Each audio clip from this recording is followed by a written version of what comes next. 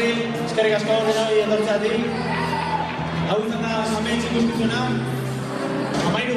dantzeguna, dozenik esate dut, 13 dantzegun. Zenbat kostatzen iten. Eta urten gaina urte berezia deu. Horbetik ez dela 10. urte hurrena betetze deu, orduan. Gutzeko urte berezia orduan.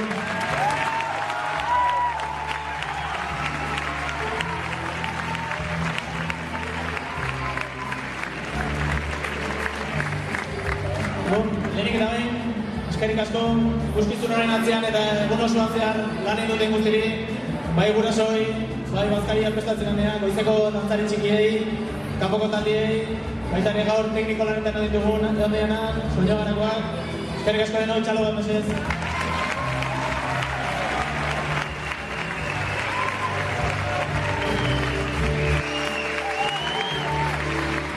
Urte berezia izan da, zaila ere bai, marmokak falta izan ditugu, zu ere bai, fantasien bizkate bai, baina bakio denborakin itzuriko da, denok hemen gaudela prest, baina hortako deno laguntza bierdeu. Oso zaila da deno olako ikuskizun bat india, eta denoi gonbidatzen zuen herriko elkarte eta talde desberdinetan parte hartzea.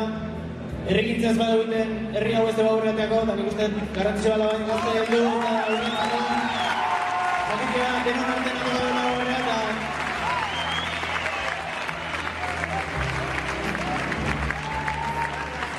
Eta bueno, zuei azkeneko eskerra banandotik. Barkatu den hori, hau Aitorrek etzekin ezerrek. Aitorrek esan du bezala, montagio honen denan atzian, lan handia dago.